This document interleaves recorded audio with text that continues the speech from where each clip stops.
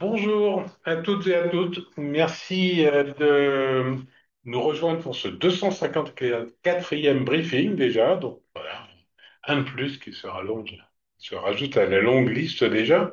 Donc briefing du lundi, qui veut dire donc qu'après un beau week-end, tout le monde est reposé et bronzé, mais surtout qu'on va être consacré à la diplomatie. Alors, petit changement, mais qui n'est pas énorme non plus. On a divisé un peu la prise de parole entre nos deux intervenants. Et donc, Arnaud va commencer cette fois-ci pour parler, certes, de la diplomatie de l'international, mais vue plutôt côté russe. Et ensuite, Igor, ben, nous donnera le point de vue plus occidental et peut-être d'autres précisions. Donc, n'hésitez pas à poser vos questions dès maintenant, si vous le souhaitez. Si jamais euh, les questions ne sont pas abordées, eh bien, on vous donnera les réponses. Si elles sont déjà abordées, eh bien, vous aurez la réponse entre-temps. Voilà. Donc, Arnaud, nous t'écoutons. Merci, Président. Bonjour à tous. Quelques mots effectivement du contexte lié au règlement du conflit en Ukraine. Euh, pour dire tout d'abord que les derniers jours ont été marqués par des signaux en apparence contradictoires, avec d'une part un échange de prisonniers très important. On en avait un petit peu parlé lors du précédent briefing, 1000 contre 1000. Échange dont le principe avait été avalisé lors des discussions d'Istanbul. Donc cet échange a eu lieu sans incident, sans épisode imprévu. Mais d'autre part, on constate depuis quelques jours, dans le domaine militaire, une recrudescence des frappes dans la profondeur, comme on dit en jargon militaire, avec essentiellement des drones en ce qui concerne l'armée ukrainienne, et côté russe des drones, mais également des missiles balistiques sur de nombreuses grandes villes d'Ukraine. Et donc ces frappes en profondeur ont repris avec une fréquence et une intensité rares, puisque l'on parle à chacune des vagues d'attaques de plusieurs centaines d'appareils. Par ailleurs, au sol, sur le terrain, on voit, et je ne trahis aucun secret en le disant, puisque s'appuie sur des informations publiques, l'armée russe qui poursuit sa manœuvre dans le Donbass en direction de la ville de Konstantinovka et de rumeurs convergentes, si j'ose dire, rumeurs ukrainiennes, rumeurs occidentales, rumeurs russes un petit peu moins, eh bien, l'armée russe préparerait une offensive d'été euh, avec peut-être au sud, peut-être en face de Kharkov. En tout cas, les Ukrainiens et les Occidentaux font état de concentration de force en face de Kharkov, alors que côté russe, on évoque de façon un peu plus sporadique, mais l'hypothèse d'un nouveau coup militaro-médiatique ukrainien, peut-être en face de Bryansk. Nous verrons bien. En tout cas, on sent bien qu'il se prépare quelque chose et tout le monde comprend bien qu'on est dans la dernière ligne droite, dans la phase probablement décisive et donc dangereuse de la guerre. Euh, Par ailleurs, que voit-on? On voit que les choses ne sont pas figées non plus dans les relations entre la Russie et les États-Unis. Là aussi des rumeurs sur une possible mise à l'écart ou mise de côté de Steve Witkoff, qui est régulièrement attaqué à Washington pour son tropisme supposé pro-Poutine. Euh, on a appris par ailleurs, toujours par le biais de fuites dans la presse américaine, que les Américains auraient demandé au Kremlin le remplacement de M. Medinsky à la tête de la délégation russe à Istanbul. Et enfin, s'agissant de Trump lui-même, je suppose qu'Igor en reparlera, on a vu ce matin qu'il avait dit que Poutine était devenu, je cite, complètement fou. Alors ces propos ont été repris très largement, mais ils font l'impasse sur le reste du poste de Donald Trump qui a distribué, je dirais, les mauvais points également à Zelensky, pour lesquels il a eu des mots très durs. Et personnellement, je ne surestimerai pas la portée de ce poste. Je n'y vois pas l'annonce d'un changement de cap de la politique américaine, surtout à la veille euh, d'un échange de prisonniers russes et américains. Les dirigeants russes se sont beaucoup exprimés ces derniers jours. D'abord, Sergei Lavrov, le chef de la diplomatie, qui a été décoré par le patriarche, puis par le président Poutine. Enfin, il a obtenu les plus hautes distinctions civiles et religieuses de la Russie à l'occasion de son 75e anniversaire. Donc il a qualifié vendredi d'inélégante l'idée de conduire le prochain tour de négociation au Vatican, en terre catholique, autrement dit. Une déclaration remarquée qui clôt en réalité ce scénario. Il y a eu un emballement médiatique. Trump en avait parlé, Madame Meloni, première ministre italienne, en avait parlé. Tout le monde a cru que c'était acquis. En fait, pas du tout, pour les raisons qu'Igor expliquait lors du dernier briefing. Raisons symboliques, raisons religieuses également.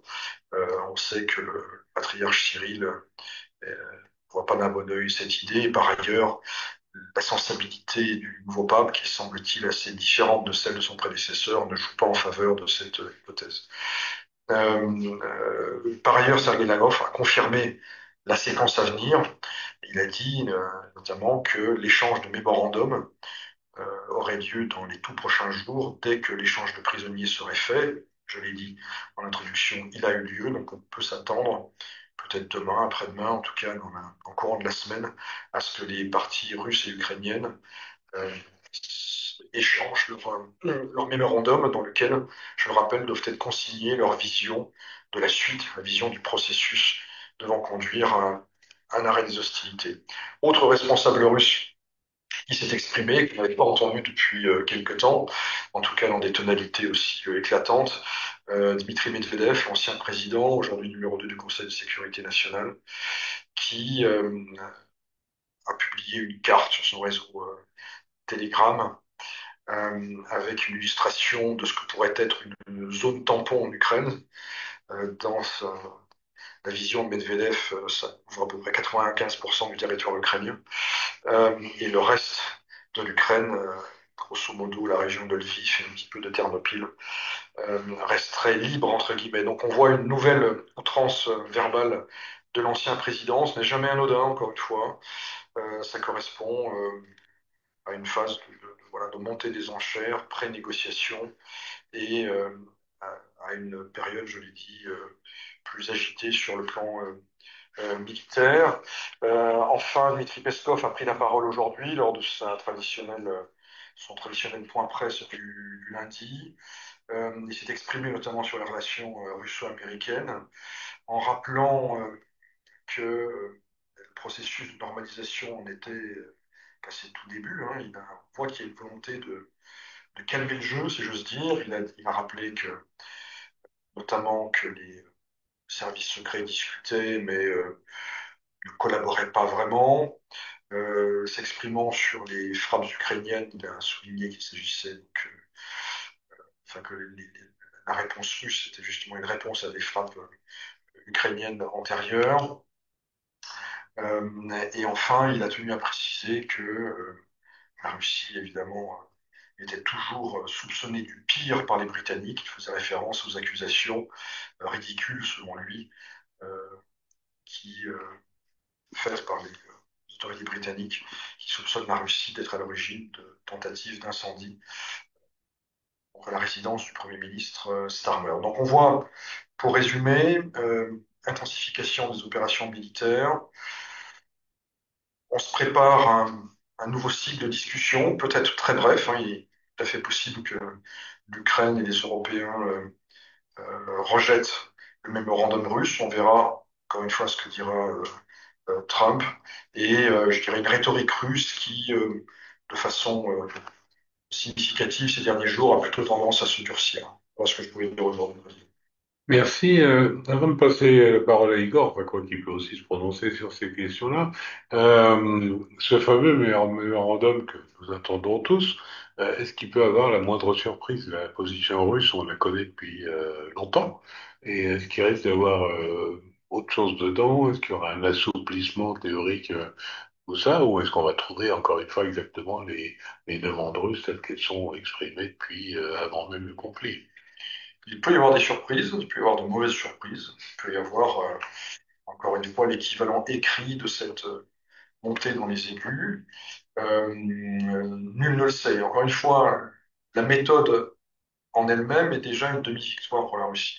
Une fois on l'avait dit, le fait que les discussions d'Istanbul aient eu lieu sans cessez-le-feu préalable, le fait que la Turquie et les États-Unis aient accepté finalement la méthode proposée par la Russie, cet échange de mémorandum préalable, qui bon, est une méthode assez classique en diplomatie, hein, mais qui évidemment est perçue par les Ukrainiens et les Européens comme une manœuvre dilatoire. Donc je ne sais pas ce qui sera consigné dans ce document. On peut s'attendre en réalité effectivement à un rappel des positions de principe. Peut-être y aura-t-il quelques ouvertures, mais l'heure n'est pas aux concessions, hein. Si on s'imagine une séquence diplomatique, au début, on met sur la table les positions les plus revendicatrices, les attentes les plus fortes, les demandes les plus élevées, et ensuite, en fonction du rapport de force sur le terrain, parce que c'est ça qui compte en réalité, eh bien, les positions évoluent, elles évoluent plus ou moins rapidement. Mais si vous voulez, la remise des mémorandums de départ, ce n'est pas là, a priori, on fait des concessions. Hmm. D'accord. Donc, puisque l'échange de prisonniers a été fait, on peut peut-être imaginer que dès jeudi, on pourra analyser ce mémorandum. Peut-être. Il y aura peut-être aussi un autre échange de prisonniers, même si là, il y a eu moins de précision en ce qui concerne les délais. Je sais que les Américains et les Russes préparent quelque chose. On parlait de 9 contre 9. Ça aussi, ça devrait permettre, si ça a lieu, ça aura lieu. La question, c'est est-ce que c'est au cours de la semaine, de 15 jours, plus tard, ça permettra de mettre de l'huile dans les rouages russo-américains et de donner du grain à moudre à Trump. Bien. On parle bien de 9 Américains contre 9 Russes. A priori, oui. Même si on sait qu'il y a d'autres Occidentaux non américains qui sont en Mhm. prison de Russie. C'est vrai. Bien, eh ben, merci de ces précisions. Côté russe, et donc Igor va nous parler maintenant d'une vision plus occidentale peut-être de cette affaire. Nous t'écoutons. Merci, Président. Oui, alors pour la partie plus occidentale, il n'y a pas grand-chose à vrai dire. Alors il y a le tweet de Trump, que Arnaud a mentionné. Alors moi, ce que j'en retiens pour compléter l'analyse d'Arnaud, c'est que dans ce tweet, finalement, Trump s'en prend effectivement à Poutine. Quelques caractères plus loin, il s'en prend à Zelensky. Et au final, il s'en prend à Biden. Et finalement, il fait une équation, Poutine égale Zelensky égale Biden. Donc il met un peu tout le monde dans le même sac en rappelant son idée qui l'obsède, que tout ceci ne serait pas arrivé si on n'avait pas volé l'élection de 2020. Donc il ramène ça à la politique intérieure américaine systématiquement. Donc, faut pas oublier ce côté-là, en fait, dans sa communication à Trump. Il s'adresse aussi à son public qui est avant tout quand même aux États-Unis. Il a toujours ce côté de candidat éternellement en campagne, un peu dans sa communication, hein, sans arrêt taper sur Biden, dont on a appris il y a encore quelques jours qu'il était atteint d'un cancer quand même très grave. Et alors même qu'il n'est plus président et que Trump est quand même aux affaires depuis 4 mois. Donc il y a aussi cette dimension-là. Donc je suis tout à fait d'accord avec Arnaud. Faut pas surinterpréter ses humeurs. C'est quelqu'un de très versatile. On le sait. Mais que dans l'équipe qui est à la tête des États-Unis aujourd'hui, il fait partie de ceux, avec Monsieur Witkoff qui a été évoqué notamment, et peut-être deux, trois autres personnes dans l'entourage, de ceux qui sont plus disposés à, comment dirais-je, négocier avec la Russie, discuter avec la Russie, tandis que tout le reste de l'édifice, d'une manière quand même assez générale, reste globalement sur l'idée d'un consensus hostile à la Russie.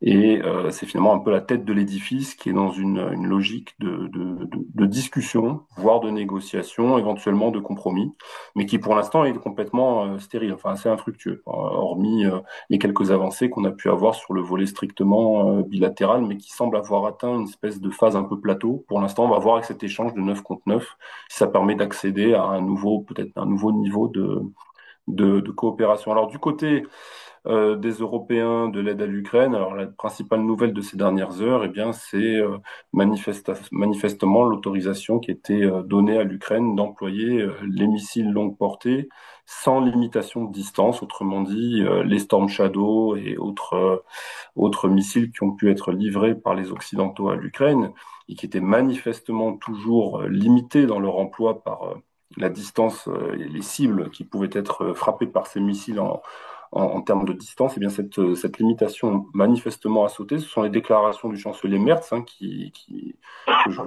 que je vous rapporte là. Il évoque également la question des Taurus qui revient. Alors, ça fait un moment qu'on n'en parlait plus. C'est l'équivalent, grosso modo, du Storm Shadow ou du Scalp, mais pour les Allemands, sauf que Taurus dispose d'une portée un peu plus importante et d'une charge utile, une charge militaire un peu plus puissante aussi. Cette question revient. Alors pourquoi est-ce qu'elle revient? Bien parce que depuis plusieurs nuits maintenant, l'Ukraine est quand même la cible de frappes de drones extrêmement puissantes, extrêmement fortes de la part de la Russie. Il y a encore des images qui arrivent depuis ce matin, des frappes sur Odessa et ailleurs, et qui sont quand même assez impressionnantes et qui semblent évidemment causer, ça va sans dire, des dégâts assez importants. Ce qui semble changer, c'est que les Ukrainiens, manifestement, épuisent de plus en plus rapidement leurs stocks de missiles qui sont censés alimenter les systèmes de défense antiaériens que les Occidentaux leur ont livrés. Donc les systèmes de défense, c'est bien, mais avec les missiles, c'est mieux. Le problème, c'est que ces missiles s'épuisent très vite parce que ce sont des nuées de drones qui partent pratiquement toutes les nuits contre l'Ukraine, comme l'Ukraine envoie des nuées de drones aussi vers la Russie et vers Moscou pratiquement toutes les nuits. Sauf que côté ukrainien, ça s'épuise. Il y a un article dans Le Monde d'ailleurs à ce sujet, dans Le Monde d'aujourd'hui ou d'hier, je ne sais plus, sur cette problématique des stocks qui est récurrente en réalité, mais sauf que là, ça commence à devenir manifestement critique. Alors un moyen de compenser cela, eh bien, c'est d'augmenter la portée des frappes et donc d'autoriser des frappes dans la profondeur. Alors, si jamais c'est le cas, alors cette autorisation, manifestement, d'après M. Merz, est le fruit d'un consensus, d'un accord, d'un compromis entre les Français, les Britanniques, les Allemands et manifestement là aussi les Américains, qui auraient donc tous donné leur consentement à ce qu'on on déplafonne la distance des missiles. À quoi faut s'attendre côté russe si jamais effectivement c'est le cas et que ces missiles sont employés contre le territoire russe internationalement reconnu comme tel? On l'a déjà vu par le passé, ça peut être un tir de missile Areshnik qu'on a vu l'an dernier. D'abord contre une cible en Ukraine, alors ça va être Dnepropetrovsk l'année dernière, ce sera peut-être un autre site qui sera visé. Donc un tir de démonstration en matière de mise en garde, on pourrait dire. Et puis si les frappes se poursuivent, eh bien on peut imaginer une montée en puissance avec peut-être d'autres tirs. Et après, on ne peut pas exclure que les Russes s'en prennent aux intérêts des pays qui fournissent ces armes à l'Ukraine. En tout cas, ça avait déjà été explicitement dit par le président russe l'an dernier. Il laissait entendre que si jamais les soutiens, les alliés de l'Ukraine fournissent des armes à l'Ukraine qui permettent de frapper les intérêts russes, pourquoi est-ce que la Russie se retiendrait de livrer des armes à des pays qui combattent les intérêts occidentaux ailleurs autour de la planète notamment? Donc on peut tout à fait imaginer une réponse de ce type-là. Et on en avait déjà discuté d'ailleurs lors de séances précédentes de nos briefings, lorsque le sujet était déjà intervenu. Donc, dans cette phase de négociation qu'évoquait Arnaud, la composante, j'allais dire, vraiment terrain militaire reste très importante parce que c'est là-dessus que se passe le gros encore quand même de l'activité. Et évidemment, les deux vont de pair. C'est-à-dire que l'idée, c'est d'arriver aux négociations avec une position qui est la plus forte possible, d'avoir le plus de leviers. Et c'est aussi un moyen de donner aux Ukrainiens un levier supplémentaire manifestement, ils ne pouvaient pas utiliser pleinement auparavant. Et c'est aussi un moyen pour les Occidentaux de se doter d'un levier supplémentaire dans les négociations. Alors quand j'ai les Occidentaux, ils sont évidemment divisés, parce qu'il y a les Américains qui sont le principal interlocuteur des Russes, et les Européens qui, depuis plusieurs mois, cherchent à tout prix à se raccrocher, j'allais dire, au train des négociations un peu malgré eux, et en se créant là aussi des possibilités dans ces discussions qui, pour l'instant, sont quand même le fruit d'abord des interactions entre les Russes et les Américains. Et alors, le troisième sujet que je voulais évoquer dans ce briefing, c'était les sorties, enfin les déclarations de M. Zaloujny. Alors, M. Zaloujny, vous vous souvenez, c'est l'ancien chef d'état-major de l'armée ukrainienne. Qui a été remplacé par M. Syrski, et M. Zaloujny qui occupe actuellement la fonction d'ambassadeur d'Ukraine à Londres, où il a pris la place de M. Reznikov, l'ancien ministre de la Défense. Et M. Zaloujny a participé la semaine dernière à un forum de la société civile en Ukraine, donc il revient en Ukraine, ce qu'il faut le relever, parce que c'était pas une chose qui était forcément, comment dirais-je, évidente il y a encore quelques mois, parce qu'on lui prête de relations exécrables avec Zelensky, qui a tardé à le laisser sortir d'Ukraine pour rejoindre son poste d'ambassadeur à Londres. Et M. Zaloujny, donc, qui est déjà revenu et qui revient manifestement, mais est venu à un forum de la société civile, et je retiens deux déclarations Une première où il explique en substance que les Ukrainiens auraient tort de s'attendre à un signe blanc, c'est son expression, c'est-à-dire à un miracle quelque part, hein, qui ramènerait la paix en Ukraine aux frontières de 1991 et de 2022. Hein, ce sont ces propos que je rapporte. Et d'autre part, il continue donc sur cette déclaration en expliquant, je le cite encore, l'énorme déficit en ressources humaines et la situation économique catastrophique du pays, ce sont les paroles de M. Zaloujny.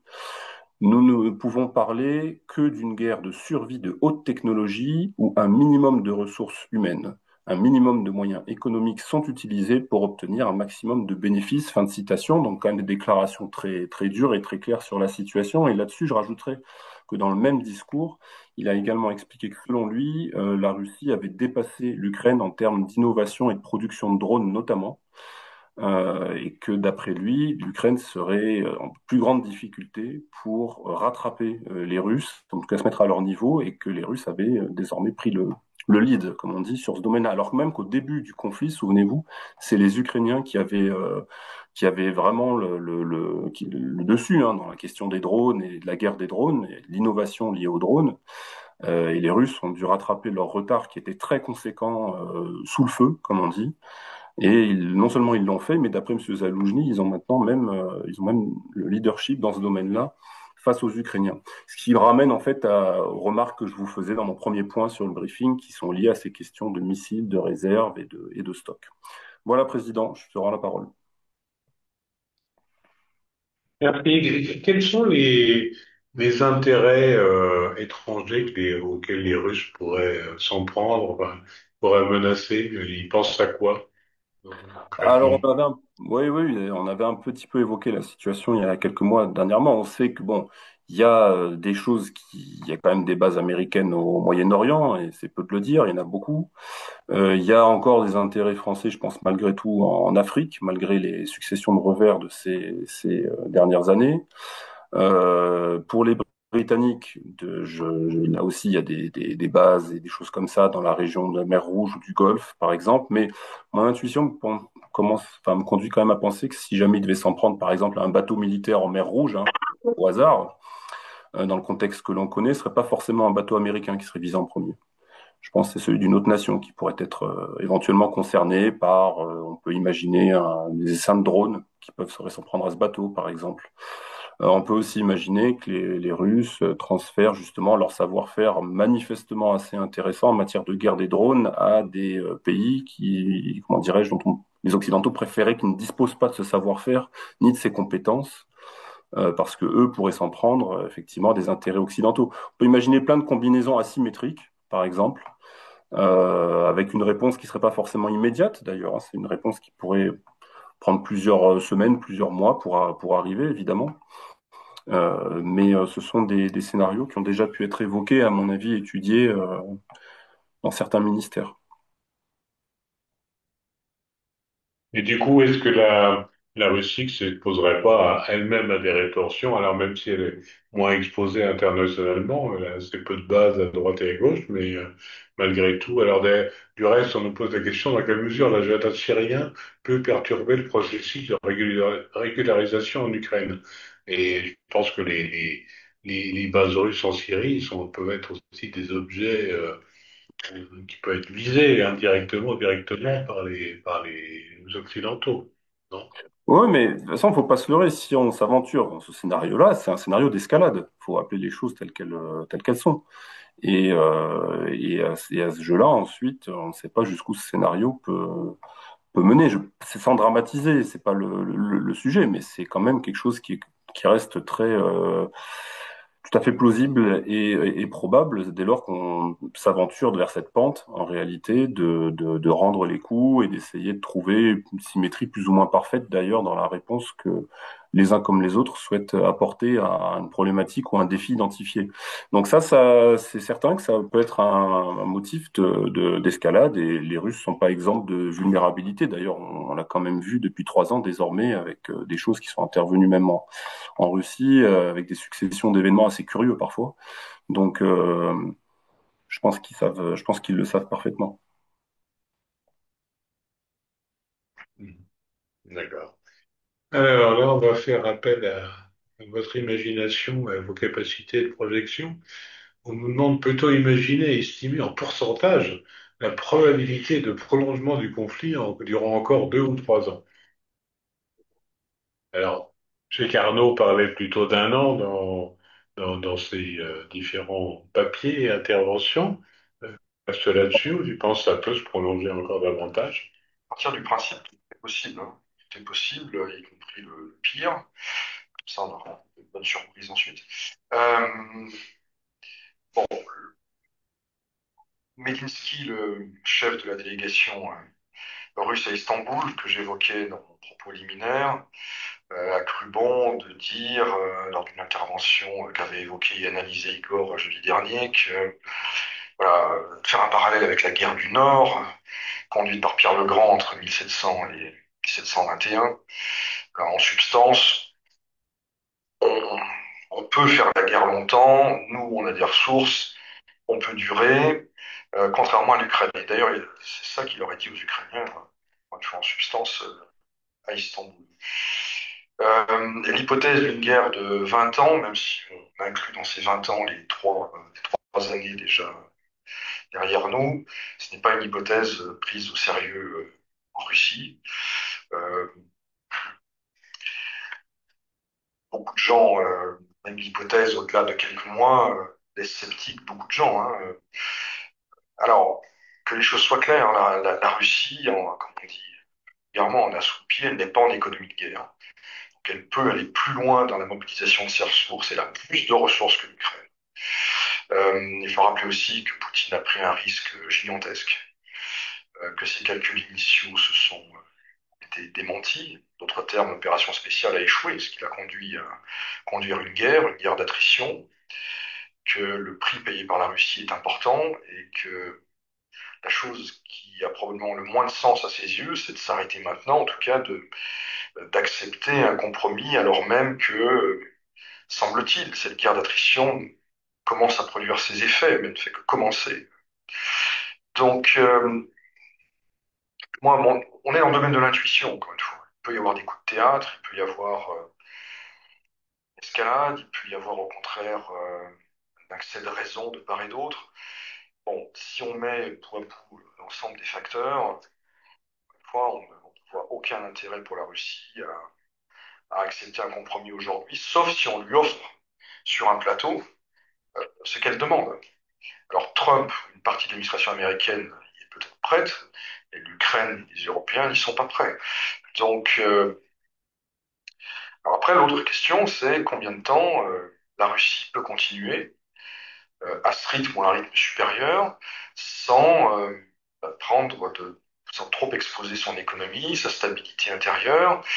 Euh, Poutine, jusqu'à présent, a toujours refusé la mobilisation générale, a toujours refusé l'économie de guerre, en réalité, afin de préserver cette apparente normalité, en tout cas à Moscou et dans les grandes villes.